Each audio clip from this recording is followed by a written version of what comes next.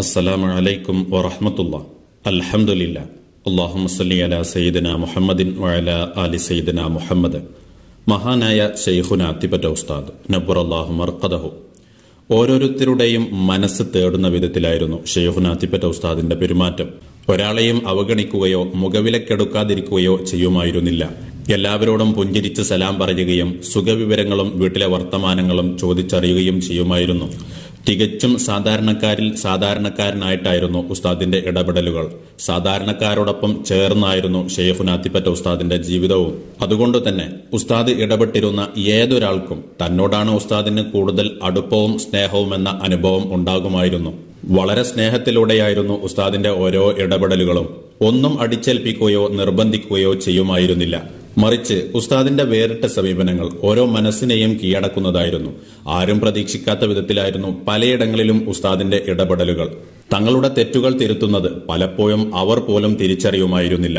അത്തരത്തിലുള്ള ഒരുപാട് സംഭവങ്ങൾ ശൈഖുനാ അത്തിപ്പറ്റ ഉസ്താദിന്റെ ജീവിതത്തിൽ കാണാൻ സാധിക്കും. ഒരിക്കൽ ശൈഖുനാ അത്തിപ്പറ്റ ഉസ്താദ് തന്റെ യാത്രകൾക്കിടയിൽ കേരളത്തിലെ ഒരു സ്ഥാപനം സന്ദർശിച്ചു. അവിടെ വലിയ സ്വീകരണം ഒരുക്കിയിരുന്നു. അതിനിടെ ഉസ്താദ് വുളു എടുക്കാൻ പോയി. ബാത്റൂം തീരെ വൃത്തിയുണ്ടായിരുന്നില്ല. ശേഷം വേദിയിലെത്തിയ ശൈഖുനാ അത്തിപ്പറ്റ ഉസ്താദ് വൃത്തിയെക്കുറിച്ചായിരുന്നു മുഴുവൻ സംസാരവും. എന്നിട്ട് ശൈഖുനാ അത്തിപ്പറ്റ ഉസ്താദ് പറഞ്ഞു, നമ്മുടെ ബാത്റൂമുകൾ എപ്പോഴും വൃത്തിയായി സൂക്ഷിക്കണം. 10 പേർ അതിന് സന്നദ്ധരാവണം. ശേഷം കുട്ടികളിൽ നിന്നും ഒരു ടീമിനെ ശൈഖുനാ അത്തിപ്പറ്റ ഉസ്താദ് ഉണ്ടാക്കി. അവർക്ക് 2000 രൂപയും കൊടുത്തു. ആവശ്യമുള്ള ബ്രഷും മറ്റു സാധനങ്ങളും വാങ്ങി ബാത്റൂം എന്നും വൃത്തിയായി സൂക്ഷിക്കാൻ നിർദ്ദേശിക്കുകയും ചെയ്തു. വളരെ വേറിട്ട രീതിയിലായിരുന്നു ശൈഖുനാ അത്തിപ്പറ്റ ഉസ്താദിന്റെ ഉപദേശം. ആരെയും കുറ്റപ്പെടുത്താതെ, എന്നാൽ പറയാനുള്ളത് പറഞ്ഞും പ്രായോഗികമായി അവർക്ക് കാണിച്ചു കൊടുക്കുകയും ചെയ്തു ശൈഖുനാ അത്തിപ്പറ്റ ഉസ്താദ്. മറ്റൊരു യാത്രയിൽ ശൈഖുനാ അത്തിപ്പറ്റ ഉസ്താദ് തന്റെ പരിചയക്കാരനെ സന്ദർശിക്കാൻ അയാളുടെ വീട്ടിൽ ചെന്നു. ഒരു കല്ല് വണ്ടിയുടെ ടയറിനടിയിൽ കുടുങ്ങിയതിനാൽ വാഹനത്തിന് പിന്നീട് മുന്നോട്ടു പോകൽ പ്രയാസമായി. വാഹനത്തിന്റെ ടയറിനടിയിൽ കല്ല് കുടുങ്ങിയത് കണ്ട അവിടെ ജോലി ചെയ്തുകൊണ്ടിരുന്ന ഒരു ഇതര സംസ്ഥാന തൊഴിലാളി വാഹനത്തിന്റെ അടുത്ത് വരികയും കല്ല് എടുത്തു മാറ്റുകയും ചെയ്തു. വാഹനം മുന്നോട്ട് നീങ്ങിയ ഉടനെ ശൈഖുനാ അത്തിപ്പറ്റ ഉസ്താദ് അയാളെ അടുത്തു വിളിച്ചു. കീശയിൽ നിന്നും അല്പം പണം എടുത്ത് അയാൾക്ക് നൽകി. നിസാരമായ ഈ കർമ്മത്തിന് എന്ത് പണം എന്ന ഭാവത്തിൽ ആദ്യം അയാളത് വാങ്ങാൻ കൂട്ടാക്കിയില്ല.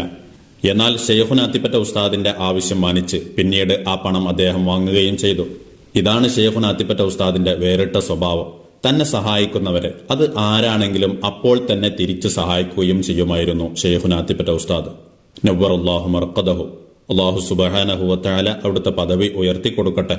അവിടുത്തോടൊപ്പം ജന്നാത്തുൻ നഈമിൽ ഹബീബിന്റെ ജിവാറിൽ നമ്മെ എല്ലാവരെയും ഒരുമിച്ച് കൂട്ടി അനുഗ്രഹിക്കട്ടെ. ആമീൻ യാ റബ്ബൽ ആലമീൻ. വ ആഖിറു ദഅവാനാ അൽഹംദുലില്ലാഹ്.